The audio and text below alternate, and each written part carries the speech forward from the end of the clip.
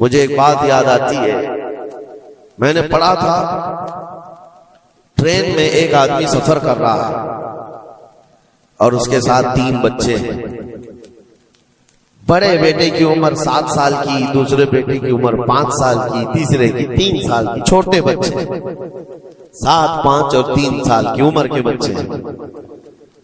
اب وہ بندہ جب ٹرین میں سفر کر رہا ہو 3 بچوں کو لے کر کے، اور جب بیٹھا ہوا ہے ٹرین میں، کوئی بڑا ادھر سے کودتا ہے، کوئی ادھر سے اچھلتا ہے، یہ تینوں اچھل کود ایسی مچائے ہوئے ہیں کہ اس مسافر کا آرام اور سکون غارت ہو گیا ہے۔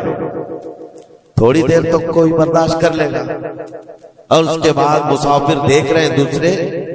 بڑا مسئلہ تو یہ ہے کہ اچھل کود تو بچے کر رہے ہیں، باپ ایک جملہ بھی ان کو منع نہیں کر رہا، نہ بڑے سے کہتا ہے کہ بیٹھ جا، نہ چھوٹے کو سنبھالتا ہے۔ اچھل کود کر رہے ہیں اور یہ خاموشی سے بیٹھا ہوا ہے کونے میں۔ سامنے کے پیسنجر دیکھتے رہے اور کہا کہ کتنا بے غیرت آدمی ہے، بچوں کو ایسے کھلے عام چھوڑا ہوا ہے، بیلوں کی طرح ناچ رہے ہیں۔ اب کانا پھوسی بھی شروع ہو گئی۔ تھوڑی دیر کے بعد جب یہ زیادہ ہو گیا تو لاوا پھٹ ہی جاتا ہے لوگوں کا۔ کوئی کسی کی گود میں کود پڑ رہا ہے، کوئی اچھل کود کرتے ہوئے بچہ کسی کے ہاں لٹک جا رہا ہے۔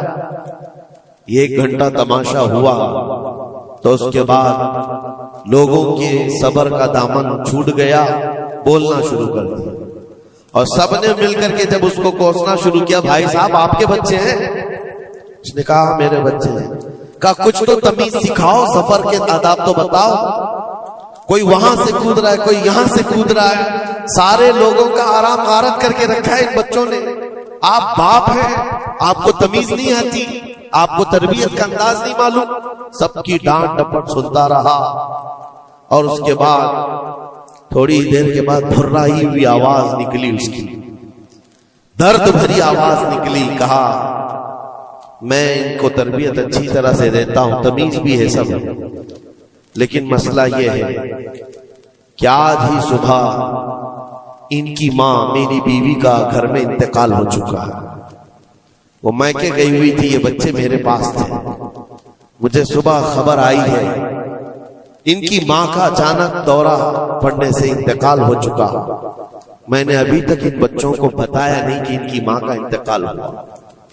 یہ جتنا اچھل کود کر رہے ہیں، کھیل رہے ہیں، ابھی گھر پہنچیں گے تو ان کی ساری خوشیاں ختم ہو جائیں گی۔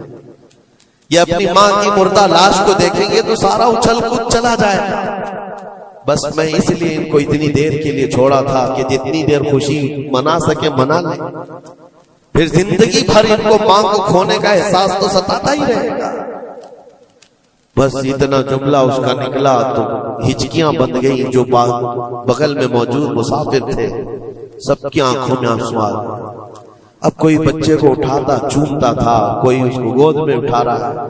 بچوں کو خبر نہیں ہے کہ ان کی ماں کا انتقال ہوا ہے، اور یہ بندہ ان کو سفر پر لے جا رہا ہے۔ لیکن تھوڑی ہی دیر کے لیے دوسرے مسافروں نے کیا کیا بدگمانیاں کر لی۔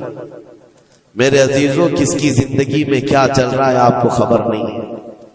کئی لوگوں کی زندگیوں میں سمندر موجیں مار رہا ہے، اور آپ اسے دیکھ کر کے نہ جانے بے غیرت سمجھ لیتے ہیں، کبھی اس کو بدتمیز سمجھ لیتے ہیں۔ یہ بدگمانیاں ہیں جو بندے کو یہاں تک لے آتی ہیں۔ اور بدگمانی کرنے کا ایک طریقہ یہ بھی ہے کہ حضرت امام راضی فرماتے بندہ بسا اوقات کافر بھی ہو جاتا ہے، کفر تک چلا جاتا ہے بندہ، کیونکہ گمان پر اگر یقین کرنے لگ جائے۔ اس لیے بچو ان چیزوں سے، اور مومنوں کی عزت کو پامال کرنا یہ آسان نہیں ہے۔ صرف اور صرف میں نے کئی مرتبہ دیکھا ہے، اڑتی اڑتی خبریں آتی ہیں تو ہم اس پر یقین کرنے کے قریب ہو جاتے ہیں۔ اللہ ہمیں بھی اس کی ہدایت۔ یہ بہت باریک چیز ہے جس سے بچنا ناممکن نہیں تو مشکل ضرور ہے۔ میرے عزیزوں، اس سے بچنے کا ایک طریقہ یہ ہے، بندہ یہ سوچ لے کہ مجھے رب تعالیٰ نے اس دنیا میں کس لیے بھیجا ہے۔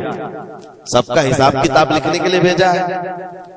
سارے لوگوں کا اعمال نامہ مجھے پوچھا جائے گا قیامت کے دن، فلاں کیا کرتا تھا، فلاں کیا کرتا تھا۔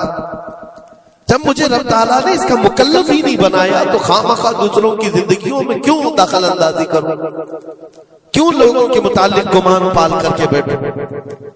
آپ کو اس روئے زمین پر جو بھیجا گیا وہ اللہ نے اپنی عبادت کے لیے بھیجا ہے، اپنی رضا کے لیے۔ ہم اس کی رضا تو حاصل نہ کر سکے، اس کی عبادت میں کامل ہو نہیں سکے، اور دوسروں کے عیوب پر ہم لوگوں نے اپنی پوری انرجی خرچ کرنا شروع کر دیا۔